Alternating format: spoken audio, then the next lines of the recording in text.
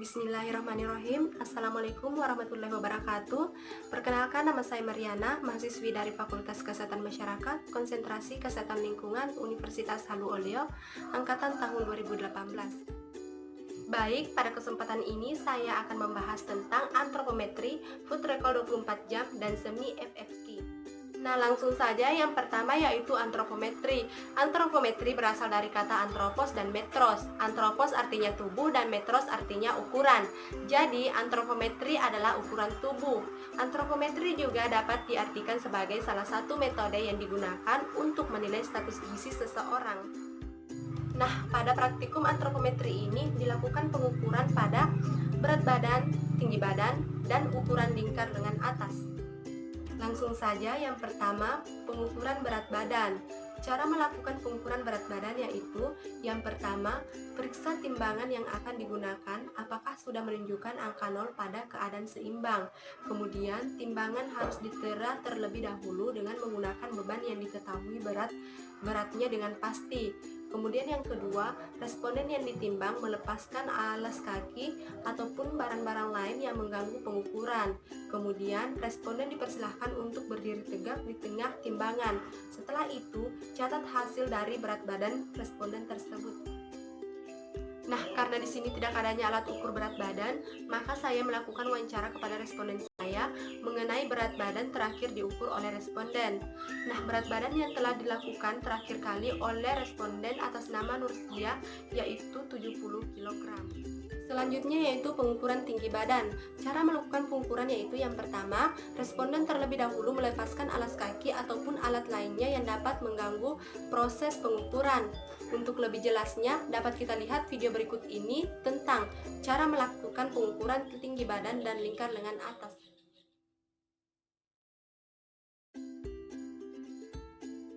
Langkah pertama, responden berdiri tegak, menghadap lurus ke depan. Kemudian, badan dirapatkan ke dinding, kaki rapat dan tumit dirapatkan ke dinding. Nah, setelah itu tarik meteran atau alat ukur sampai ke atas kepala responden.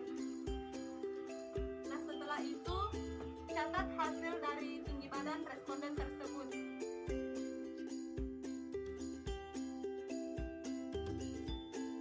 Pertama, responden berdiri tegak menghadap lurus ke depan.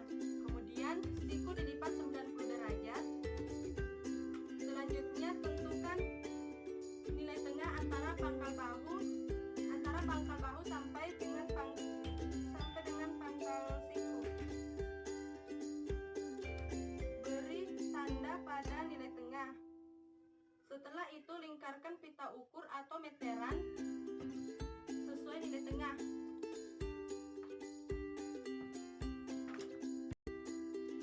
Baca angka yang ditentukan pita atau meteran.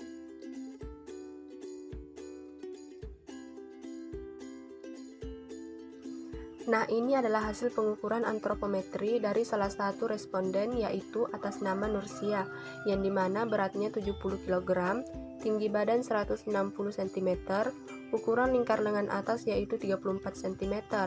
Selanjutnya, untuk IMT atau indeks massa tubuh dengan menggunakan rumus IMT. IMT bagi BMI sama dengan berat badan bagi tinggi badan kuadrat. Jadi 70 bagi 1,60 kuadrat hasilnya 27,34, sehingga dapat dikategorikan responden tersebut memiliki berat badan berlebih atau kegemukan. Selanjutnya, food recall 24 jam. Food recall 24 jam adalah metode mengingat tentang pangan yang dikonsumsi pada periode 24 jam terakhir yang dicatat dalam ukuran rumah tangga atau URT. Data survei konsumsi pangan dilakukan melalui wawancara. Pangan yang dicatat meliputi nama masakan atau makanan, porsi masakan dalam ukuran URT, dan bahan makanan. Nah, berikut adalah video wawancara saya kepada responden atas nama Nursia dan juga hasil dari food recall 24 jam.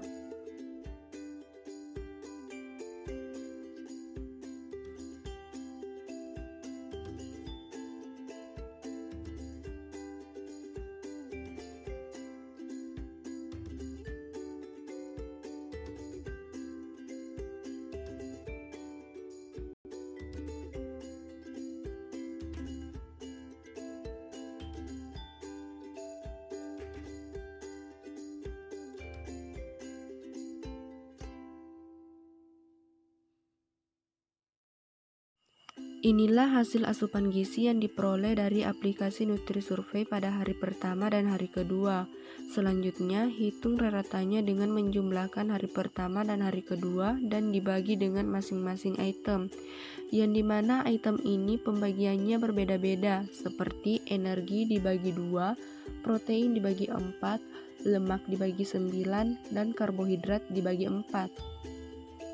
Berdasarkan Peraturan Menteri Kesehatan Republik Indonesia Nomor 28 Tahun 2019, dijelaskan bahwa standar asupan gizi kelompok perempuan berumur 30-49 tahun adalah energi sebesar 2150 kilokalori, protein 60 gram, lemak 60 gram, dan karbohidrat 340 gram, sehingga dapat disimpulkan bahwa responden tersebut memiliki angka kecukupan gizi yang kurang.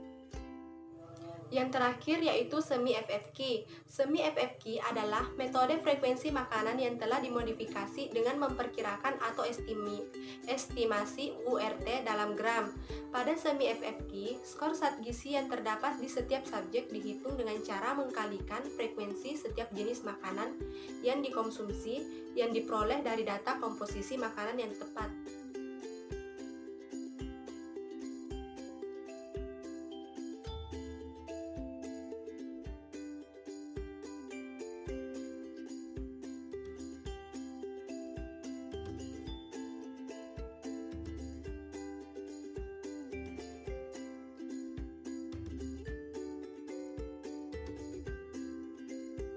Ini adalah hasil wawancara yang telah diinput ke NutriSurvey. Terdapat energi, lemak, protein, dan karbohidrat. Berdasarkan hasil pengukuran yang diperoleh, dapat disimpulkan bahwa responden tersebut memiliki angka kecukupan gizi yang kurang.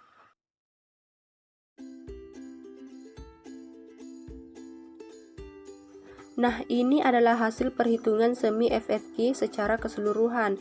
Di sini untuk frekuensi makanan sudah memiliki skor masing-masing, di mana lebih dari 1 kali per hari skornya 50, 1 kali per hari 25, 3-6 kali per minggu 15, 1-2 kali per minggu 10, dan 2 kali per bulan atau kurang 5. Nah, dari hasil wawancara yang saya lakukan dari 3 responden yang makan nasi putih lebih dari 1 kali per hari itu ada 3 orang atau semua responden, sehingga di sini mendapatkan hasil 150, di mana 150 ini didapatkan dari jumlah responden yang makan nasi putih dikali dengan frekuensi makanan.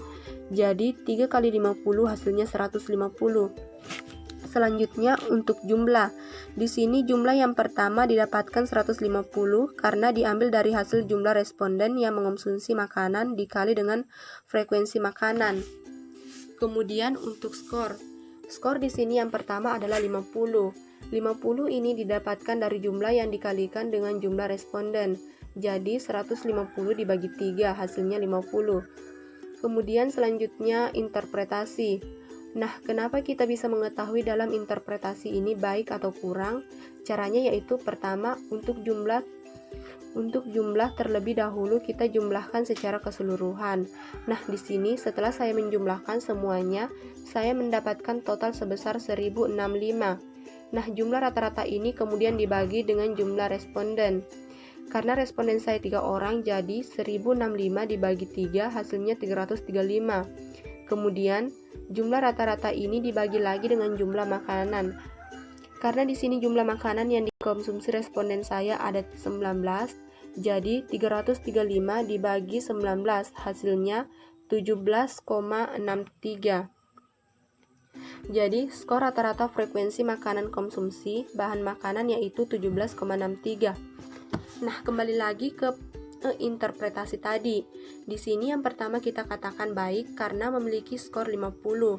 Skor 50 ini kita katakan baik karena berada di atas skor rata-rata frekuensi konsumsi bahan makanan yaitu 17,63. Jadi, jika skornya di bawah dari 17,63, maka interpretasinya kita katakan kurang. Baik, mungkin itu saja yang bisa saya jelaskan. Lebih dan kurangnya mohon dimaafkan. Wabillahi taufiq wal hidayah. Wassalamualaikum warahmatullahi wabarakatuh.